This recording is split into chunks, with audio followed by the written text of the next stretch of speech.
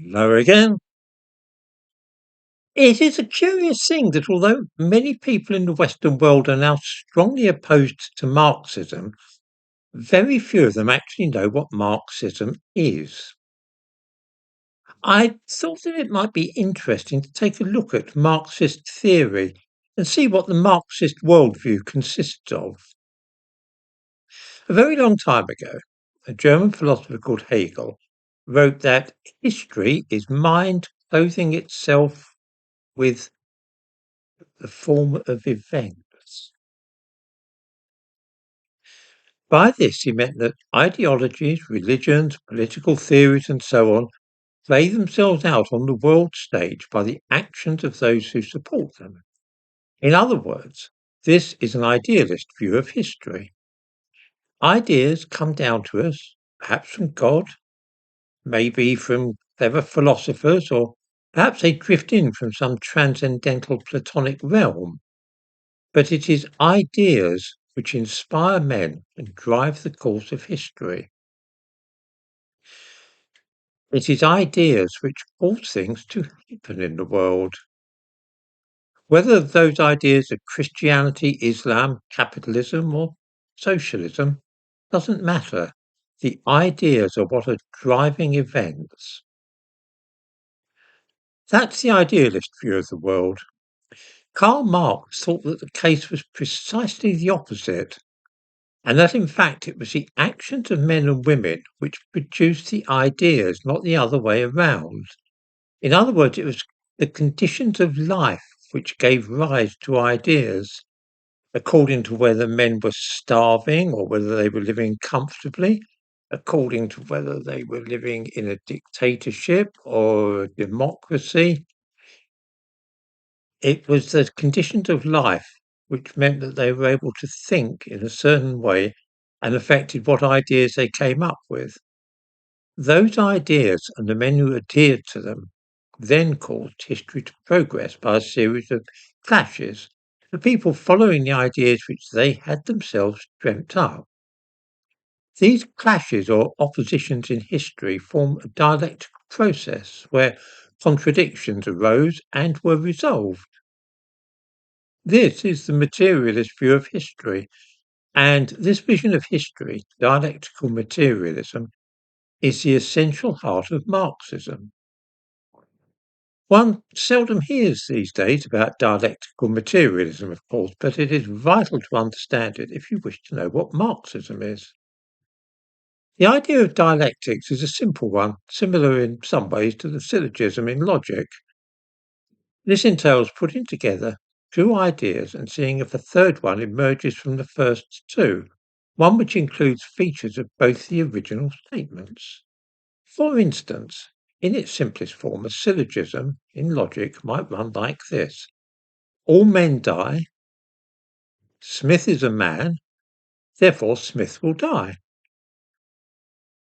When one political system, religion, or philosophy becomes strongly entrenched in a society, a movement often emerges which is in direct opposition to the existing ideology on almost every point. Dictatorships bring forth demands for free elections. Religious intolerance creates demands for freedom of conscience, and so on.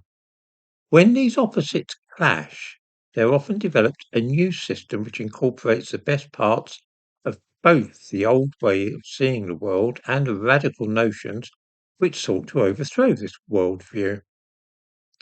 The process is seldom smooth and often lengthy. It is rare for an absolutist monarchy, say, to be transformed overnight into a liberal democracy. Invariably, there are intermediate stages, some of which are likely to be at least as bad as the original system, which has been cast down and overthrown. In technical terms, the original ideas, method, or system are known as the thesis, and the opposing set of beliefs as the antithesis. The resulting new arrangement, which eventually emerges and has, it is to be hoped, the best parts of both, is the synthesis. This idea may be new to some viewers, and a real life instance of how it works might be helpful. Between 1625 and 1649, England was ruled by the increasingly autocratic King Charles I. A firm believer in the divine right of kings, he had no use for anything which smacked of democracy. On the scaffold, moments before he was executed by having his head chopped off, the king explained with great succinctness his own view of government. He said, "I must tell you that the liberty and freedom of the people consist in having a government, those laws by which their life and their goods may be most their own. It is not for having a share in government. That is nothing pertaining to them. The subject and the sovereign are clean different things." It's not to be wondered at that the movement which overthrew the king and sent him to his death should have been opposed on principle to all kings, and subsequently declared a republic in England. Here we see the perfect illustration of two ideas clashing, one against the other, with the rebellion and armed resistance eventually developing in what is today known as the English Civil War.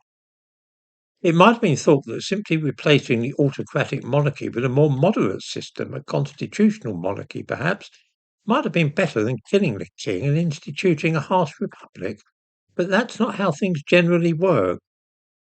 First, there would be a battle between those who represented the opposing theories, and when one was triumphant, it would rule the roost, at least for a spell. However, within a few years, the antithesis gave way to a synthesis of the two sides, which had championed such very different ideas. The Republic would pass away, and a king would once again rule the land, although stripped of much of his power and authority. The best parts of the royalist and parliamentarian ideologies had been retained, and most of the extreme parts of both abandoned. The new regime of King Charles II could be thought to be a happy compromise between the worst excesses of his father, Charles I, and the more fanatical parties of the Republican cause. The case of England after its civil war in the 17th century has been examined for the light which it sheds on all such dialectical processes in history. I am not advocating for or against Marxism, you understand. But when I see that Marxism is trending on X, I feel that it might not be a bad thing to remind people what it is they are actually opposing if they say they are against Marxism. From this materialist view of history stemmed all the economic and social theory which we have seen develop over the years in some countries, but it is all of it underpinned by the theory of dialectical materialism, which is in turn founded on the materialist view of history. And that, in a nutshell, is what Marxism actually is.